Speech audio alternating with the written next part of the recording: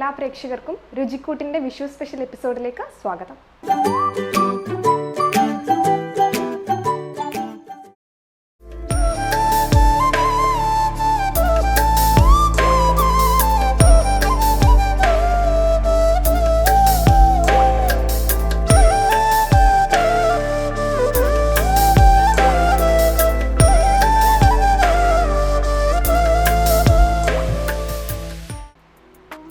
Vishu special എപ്പിസോഡിൽ നമ്മുടെ കൂടെ ഉള്ളത് ആയിത്തറയിലെ ശ്രീരാഗത്തിൽ രോഹിണി ചേച്ചിയാണ്. ചേച്ചിനെ നമുക്ക് പരിചയപ്പെടാം.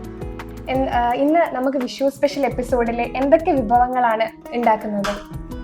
ഉണ്ടാക്കാൻ പോകുന്നത് അവിയലും അടപ്രഥമനും. അവിയലും അടപ്രഥമനും. ഈ അവിയലാണോ അടപ്രഥമനാണോ? ആദ്യം നമുക്ക് വേണ്ടി എന്താണ് തയ്യാറാക്കുന്നത്? അവിയൽ എങ്ങനെ നാടൻ രീതിയിലാണോ അതോ ചേച്ചിന്റെ പുതിയ എന്തെങ്കിലും ഇൻഗ്രീഡിയൻസ് എന്തെങ്കിലും ചേർത്തിട്ടാണോ ഉണ്ടാക്കുന്നത്? പുതിയതൊന്നുമില്ല, നാടൻ രീതിയിൽ തന്നെ നമ്മുടെ നാട്ടിലൊക്കെ ഉണ്ടാക്കുന്നത് പോലെ. അതെ, അപ്പൊ നമുക്ക് തുടങ്ങാം അല്ലേ? തുടങ്ങാം.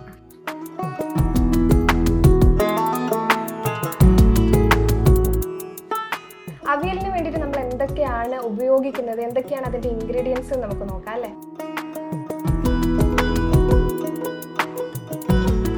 ചേന, കായ്, കാരറ്റ്, ബീൻസ്, വെള്ളരി, പടവലങ്ങ, മുരിങ്ങാക്കായ് ഇതെല്ലാം വന്ന് ഉപയോഗിക്കും. ഇതൊക്കെ ഇപ്പൊ വേവിച്ച് വെച്ചിട്ടാണോ? ചെറിയ തോതിൽ വേവിച്ച് വെച്ചിട്ട്.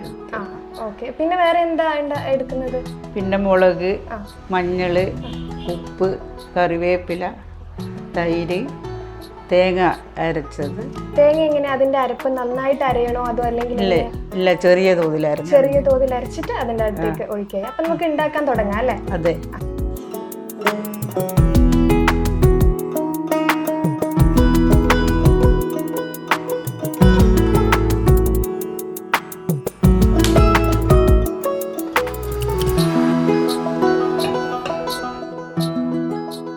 ആദ്യം നമ്മൾ എന്താ ചെയ്യാൻ പോകുന്നത്? വെളിച്ചെണ്ണ ഒഴിക്കാൻ പോകുന്ന. വെളിച്ചെണ്ണ എത്ര സ്പൂൺ, എങ്ങനെയാ അതിന്റെ അളവ്?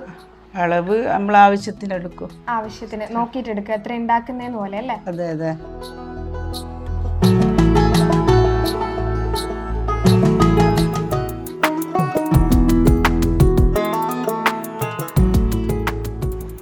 ഇനി എന്താ ഇതിന്റെ അകത്തേക്ക് ചെയ്യേണ്ടത്? ഇത് നമ്മൾ വേവിച്ചു വെച്ച സാധനങ്ങൾ ഇടുക. വെളിച്ചെണ്ണ ചൂടായി കഴിഞ്ഞിട്ടാകുമ്പോ വേവിച്ച് വെച്ച സാധനങ്ങൾ ഇടും അല്ലേ? ചേന, കാരറ്റ്, കായ്, മുരിങ്ങ,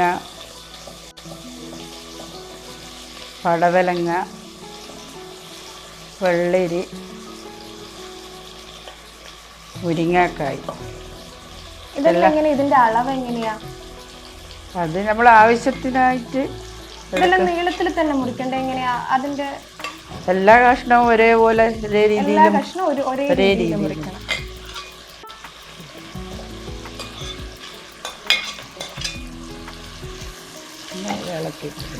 നന്നായിട്ട് ഇളക്കി കൊടുക്കണം.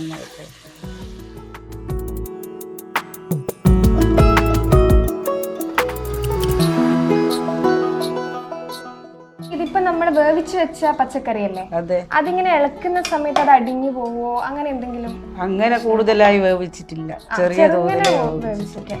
അപ്പൊ ആ വേവലിന്റെ കാര്യങ്ങൾ നമ്മളെ പ്രേക്ഷകർക്ക് എങ്ങനെയാണെന്ന് പറഞ്ഞു കൊടുക്കൂലേ?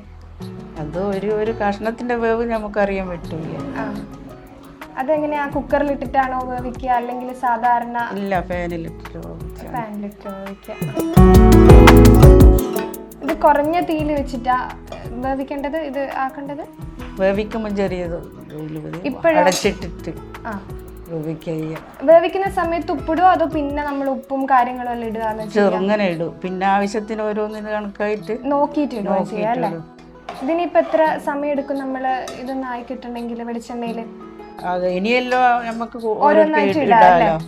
അപ്പൊ നമുക്ക് ഇട്ട് തുടങ്ങാം. ഉപ്പ് ആദ്യം ഇടാം. എത്ര സ്പൂൺ ഉപ്പാ വേണ്ടത്? നമ്മൾ ആദ്യം ഇട്ടതല്ലേ പാകം ചെയ്യുന്നത്. ആദ്യം ഇട്ടത് കൊണ്ട് ഇനി കുറച്ച് ആവശ്യത്തിനുണ്ട്.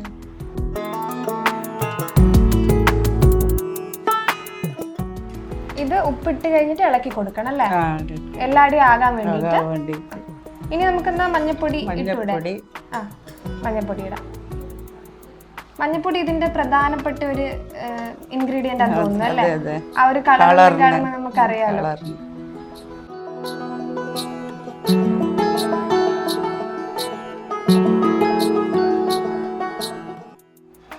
നമ്മൾ ഈ അവിയൽ എന്ന് പറയുന്നത് വിഷുവിനായാലും ഓണത്തിനായാലും എല്ലാം ഉണ്ടാക്കുന്ന ഒരു വിഭവമാണ് അല്ലേ? ഏച്ചിന്റെ വീട്ടിൽ എങ്ങനെയാ എല്ലാവർക്കും അവിയലെല്ലാം ഉണ്ടാക്കാൻ അറിയാവോ? ഇല്ല, ഞാനും മോന്റെ ഭാര്യയുള്ളൂ. ഞാൻ തന്നെയാണ് ഭക്ഷണം പാകം ചെയ്യുക. എല്ലാവർക്കും ഇഷ്ടമാണ്. എല്ലാവർക്കും ഇഷ്ടമാണ്. അതെ അല്ലേ? അപ്പൊ ഇപ്പോഴത്തെ നമ്മുടെ തലമുറക്കെല്ലാം തോന്നുന്നു ഈ അവിയൽ പോലത്തെ നാടൻ വിഭവങ്ങളെല്ലാം എങ്ങനെയാ ഉണ്ടാക്കേണ്ടതെന്ന് കൂടുതൽ അറിയില്ല. അപ്പൊ ഇത് നമുക്ക് വളരെ സഹായകമായിരിക്കും അല്ലേ? അതെ അതെ. ഇനി മുളക് പൊടി. ഈ മുളക് പൊടി ഇട്ടാൽ അപ്പൊ അവിയലിന്റെ കളറിൽ എന്തെങ്കിലും വ്യത്യാസം വരുവാ? ഇല്ല, തേങ്ങയും തൈരും ചേർന്ന് കളർ മാറും. അപ്പൊ പച്ചമുളക് ഇട്ടിട്ടുണ്ടാവില്ലേ? പച്ചമുളക് ഇട്ട്. എരിവ് അന്നേരം അധികമായി പോവില്ല? ഇല്ല, കുറച്ചേ ഇടുള്ളൂ.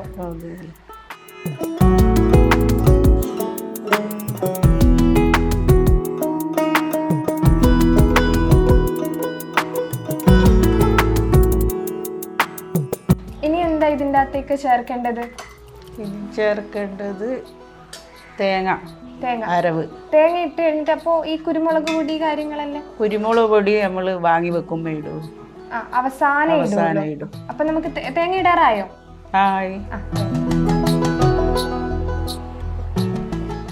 തേങ്ങ എങ്ങനെയാ ചെറുങ്ങനെ അരച്ചെടുത്തിട്ട് അങ്ങനെയാണോ ആക്കുന്നത്? അതെ, പകുതി അരവില്.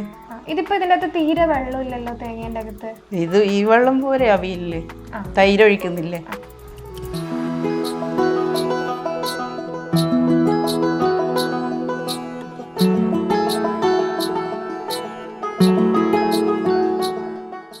ഇപ്പൊ രോണീഷിന്റെ വീട്ടിൽ ആരെല്ലാം ഉള്ളേ? വീട്ടിൽ എൻ്റെ ഭർത്താവ്, മോന്റെ ഭാര്യ, 2 കുട്ടികള്. വിഷു ആഘോഷമെല്ലാം വീട്ടിൽ തന്നെ? വീട്ടിൽ തന്നെ.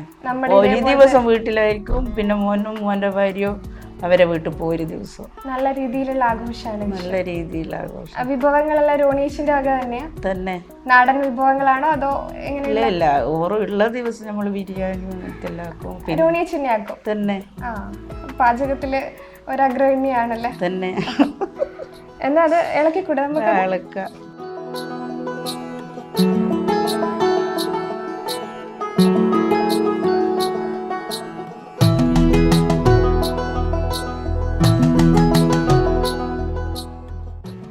നമുക്ക് തൈര് ഒഴിച്ചൂടെ? കട്ട തൈരാണോ അല്ലെങ്കിൽ അടിച്ചിട്ട് നമ്മള് മിക്സിയിലൊക്കെ അടിച്ചിട്ട് പാരുന്നത്? കട്ടത്തൈരാണ്. കട്ടത്തൈര് ഇതിന് വേണ്ടത്. അപ്പൊ നമുക്ക് ഒഴിക്കാം അല്ലേ?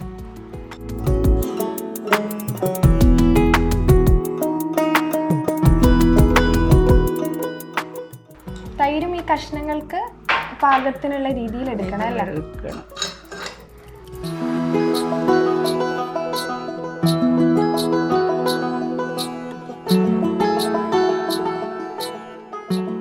ഇപ്പൊ ഇതെല്ലാം ഒരു പരിവമായിട്ടുണ്ടാവില്ലേ? നമുക്ക് എടുക്കാനുള്ള പരിവത്തിലായിട്ടുണ്ടാവും. കറിവേപ്പിലൊന്നും ഇട്ടിട്ടുണ്ടല്ലോ. അത് ആയി കഴിഞ്ഞിട്ടാകുമ്പോ കറിവേപ്പില ഒഴിച്ച് വീണ്ടും എണ്ണ ഒഴിക്കണം. കറിവേപ്പില നമ്മളെ നാട്ടിലെല്ലാം ഒഴിച്ചുകൂടാൻ പറ്റാത്തൊരു സാധനം അല്ലേ? കറിവേപ്പില ഇട്ടാലേ നമുക്ക് കറിക്ക് രുചി കിട്ടും. അതിന്റെ ഒരു മണമൊക്കെ കിട്ടുന്നെങ്കിൽ കറീന്റെ ടേസ്റ്റ് കരിവേപ്പിലയാണ്. പാചകം അല്ലാണ്ട് വേറെ എന്തെങ്കിലും ചെയ്യലുണ്ടോ? എന്തെങ്കിലും ഹോബീസ് എന്നെല്ലാം പറയാൻ വേണ്ടി? അങ്ങനത്തെ ഒരു പരിപാടി വീട്ടില് മാത്രം പരിപാടിയുള്ളൂ. വീട്ടിലപ്പോ പാചകമാണ് മെയിൻ ആയിട്ട് ചെയ്തുകൊണ്ടിരിക്കുന്നത്? പാചകം ചെയ്യും. വലിയ ആഗ്രഹമാണ്. സാധനം ഉണ്ടാക്കി കിട്ടിക്കഴിഞ്ഞാൽ എല്ലാ പുതിയ വിഭവങ്ങളെല്ലാം ട്രൈ ചെയ്ത് നോക്കും. ഇപ്പൊ നമുക്ക് ഇതേപോലെ പല വീഡിയോകളും കണ്ട് അത് പരീക്ഷിച്ച് നോക്കലുണ്ട്. പലഹാരങ്ങൾ വിജയിക്കലുണ്ടോ? നമ്മള് മാത്രം ഉപയോഗിക്കുന്നില്ലേ, വേറെ ആർക്കും കൊടുക്കുന്നില്ല. കുടുംബശ്രീയില് കൊടുക്കലുണ്ട്. കുടുംബശ്രീയിൽ ആക്കിയിട്ട് കൊടുക്കലുണ്ട്. എങ്ങനെ അത് ഒരു വിപണനം പോലെയാണോ അല്ലെങ്കിൽ നമ്മളെ വിഷുവിനും ഓണത്തിനെല്ലാം ഇതുണ്ടാവും, അന്നേരം കൊടുക്കും.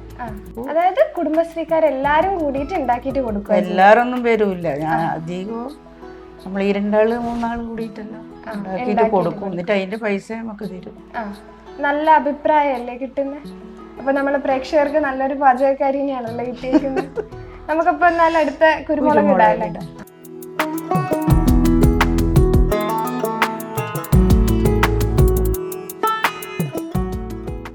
ഇതും ഒരളവിന് മാത്രം ഇടുന്നതായിരിക്കും അല്ലേ? അതെ, ഒരു ടേസ്റ്റിന് വേണ്ടിയിട്ട് ഓരോരു സാധനത്തിന് ചേർന്ന രുചി കിട്ടും എന്നുള്ള ഒരു ഇതുണ്ടാവൂലേ.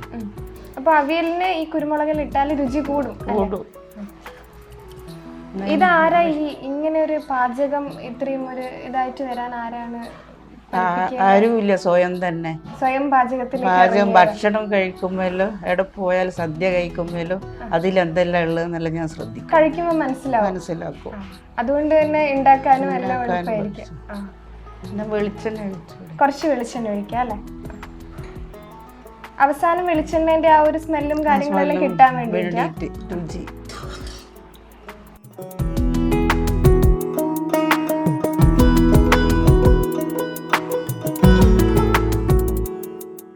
ഇതിന് മൊത്തത്തിലൊന്ന് ഇളക്കി കൊടുക്കുക അല്ലെ? ഇളക്കിയിട്ട് മൂടി വെക്കുക. മൂടി വെച്ചാൽ അതിന്റെ ഒരു ടേസ്റ്റ് കിട്ടും അല്ലെ? ഇതെങ്ങനെയാ ചേച്ചി ഉണ്ടാക്കുന്ന? എല്ലാവർക്കും ഇഷ്ടമാണോ വീട്ടില്? ഞാനുണ്ടാക്കുന്ന എല്ലാവർക്കും ഇഷ്ടം തന്നെ. മക്കൾക്കും, മക്കളെ ഭർത്താക്കന്മാർക്കും, ഭർത്താവിനും പറഞ്ഞു കൊടുക്കുക. അവർക്കെല്ലാം പഠിപ്പിച്ചു കൊടുക്കുക. എങ്ങനെയാ അവർക്ക് പറഞ്ഞു കൊടുത്തിട്ട് എന്താ, അമ്മയുള്ള കാലം വരെ ഞാൻ അമ്മ ഉണ്ടാക്കി.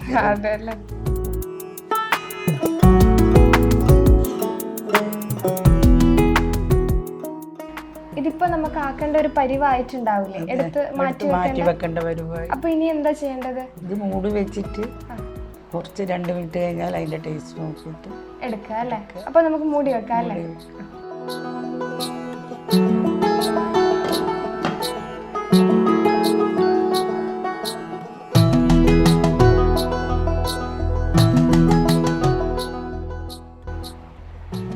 റെഡി ആയിട്ടുണ്ടല്ലേ അവിയലപ്പോ? അവിയൽ റെഡി ആയിട്ടുണ്ട്.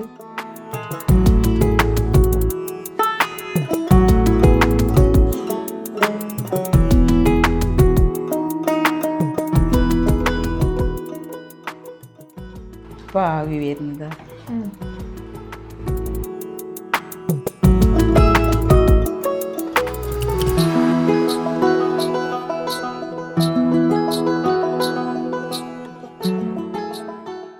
അപ്പോൾ നമ്മുടെ വിഷു സ്പെഷ്യൽ അവിയൽ ഇവിടെ റെഡിയായി കഴിഞ്ഞിരിക്കുകയാണ്. നല്ല മണമൊക്കെ വരുന്നുണ്ട്. നമുക്ക് ഇതിന്റെ ടേസ്റ്റ് നോക്കാം അല്ലേ?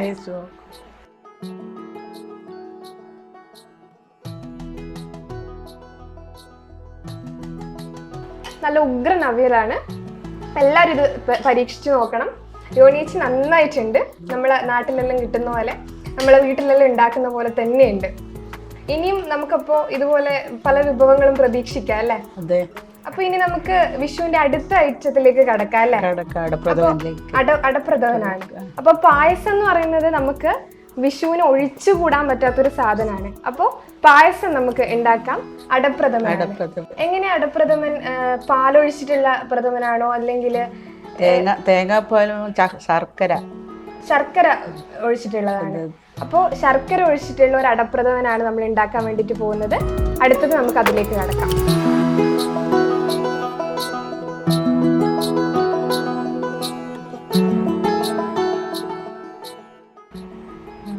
ആദ്യം നമ്മൾ എന്താ ചെയ്യാൻ പോകുന്നത്? പാല് ഒഴിക്കണം. പാല് തേങ്ങാപ്പാലാണോ അതോ? തേങ്ങാപ്പാല്.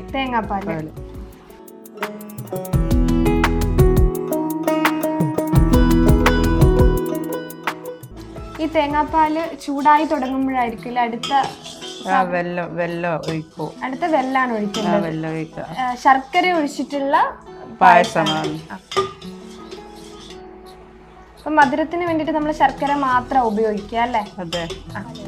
ഇതിനപ്പോ എന്തൊക്കെയാണ് ടോട്ടൽ നമ്മൾ ഉപയോഗിക്കുന്നത്? ശർക്കര, പിന്നെ പാല്, തേങ്ങാപ്പാലും മറ്റുള്ള പാലും, പിന്നെ ഏലക്കായ്. എങ്ങനെയാ? പൊടിച്ചത്. ഏലക്കായ് പൊടിച്ചത്. Milk made.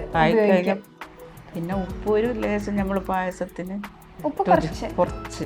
അപ്പൊ അണ്ടിപ്പരിപ്പ്, മുന്തിരിങ്ങ അതെല്ലാം വാങ്ങി വെക്കുമ്പോ കുറച്ച് അതിലിട്ടാൽ ഒരു ടേസ്റ്റ് അല്ലേ? അത് വാട്ടി വെച്ചിട്ടുണ്ട്. അപ്പൊ വാട്ടി വെച്ചത് നമ്മൾ ഇതിന്റെ അകത്തേക്ക് ഇടുക ചെയ്യാം. അപ്പൊ ഇത്രയും സാധനങ്ങളാണ് ഉപയോഗിക്കാം. അപ്പൊ നമുക്ക് ശർക്കര ഒഴിക്കാം അല്ലേ? അതെ. ഈ ശർക്കര എങ്ങനെയാ ഇങ്ങനെ ആക്കി എടുക്കുന്നത്? ശർക്കര പാനിലിട്ട് ലേശം വെള്ളം ഒഴിച്ചിട്ട് ഉരുക്കിയെടുക്കും. അതിനൊരു പാകമെല്ലാം ഉണ്ടാവില്ലേ? അതെ. നൂൽ രൂപത്തിലായിട്ട് എടുക്കണം. എങ്ങനെയാണെന്ന് കാണിച്ചു കൊടുക്കും.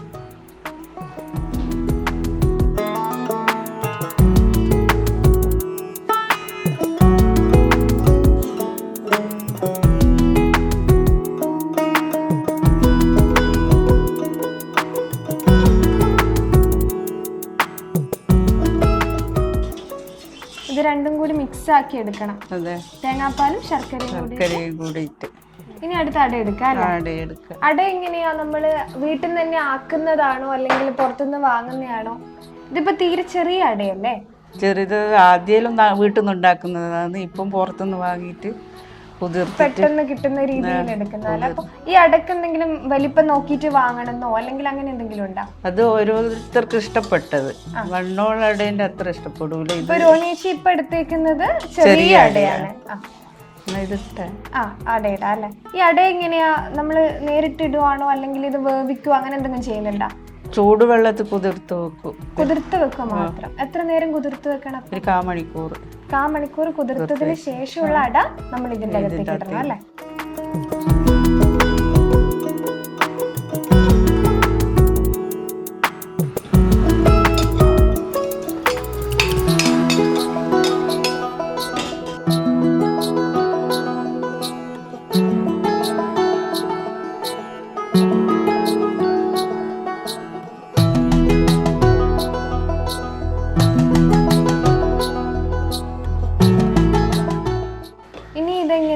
ഇത് ആ ഒരു പരുവത്തിലാകുമ്പോഴാണോ അടുത്ത ഇൻഗ്രീഡിയന്റ് നമ്മൾ ഇതിന്റെ അകത്തേക്ക് ഇടുന്നത്? ഇത് മൊയ്പ്പുണ്ടെന്ന് തോന്നുമ്പോ നമ്മൾ കുറച്ചുകൂടി പാലും വെല്ലവും ഒഴിക്കും. എന്ത് പാലാ ഒഴിക്കുന്നത്?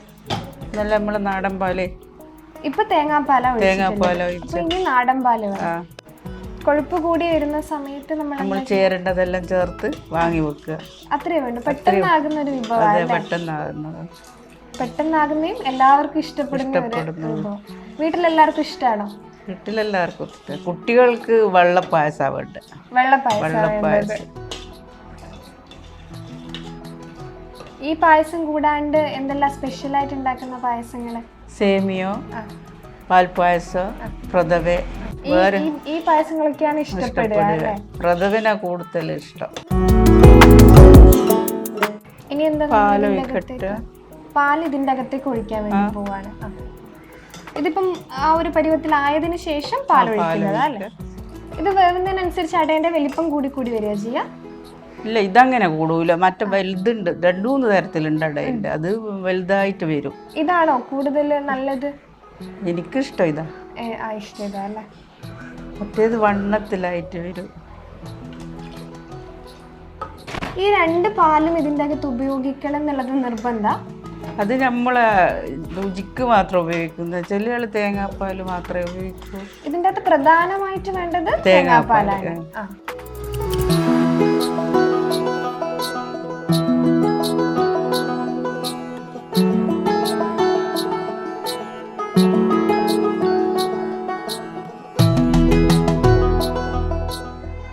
മിൽക്ക് മെയ്ഡാണ് ഇടാൻ പോകുന്നത്.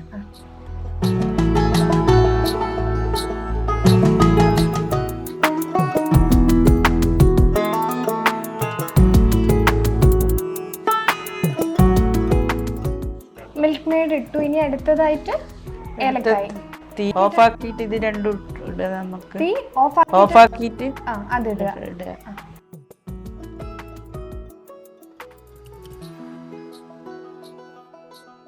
ഇനി ഏലക്കായി ഇടാം. ഏലക്കായി പൊടിച്ചതല്ലേ? പൊടിച്ചിട്ട് എന്തിനാ അങ്ങനെ ഇടുന്നേ? ചിലയാൾക്ക് അത് കടിക്കുമ്പോൾ ഇഷ്ടപ്പെടൂല. പെട്ടെന്ന് വായിലാകുമ്പോ ഓരോരുത്തരുടെ ഇഷ്ടത്തിനനുസരിച്ച് ഏലക്കായി ഇടും അല്ലേ? അപ്പൊ ഇടാം.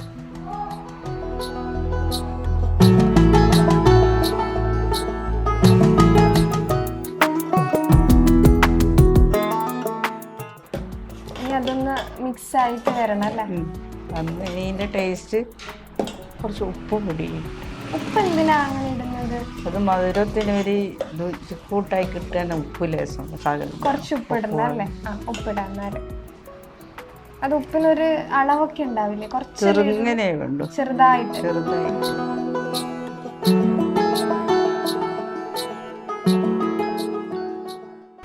ഇളക്കി കൊടുക്കാം അല്ലേ?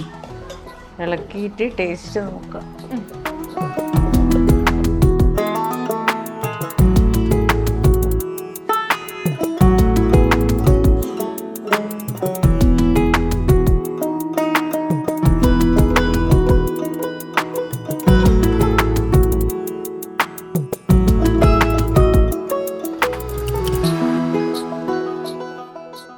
അപ്പോൾ നമ്മുടെ രോണിയേച്ചിയുടെ വിഷു സ്പെഷ്യൽ അടപ്രഥമൻ റെഡി ആയിട്ടുണ്ട്. നമുക്കിത് ടേസ്റ്റ് നോക്കാം. നല്ല മണമൊക്കെ വരുന്നുണ്ട്. അപ്പോൾ നല്ല ചൂടുണ്ട്.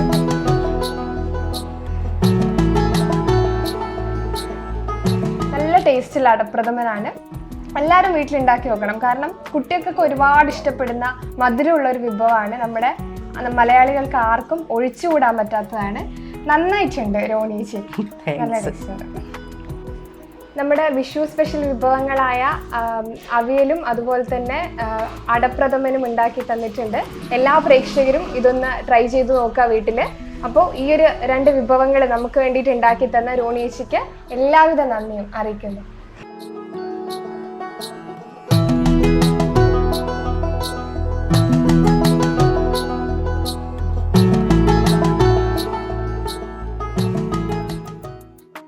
രുചിക്കൂട്ടിൻ്റെ വിഷു സ്പെഷ്യൽ എപ്പിസോഡ് ഇവിടെ പൂർണ്ണമാവുകയാണ്. എല്ലാ പ്രേക്ഷകർക്കും വിഷു ആശംസകൾ. നമസ്കാരം.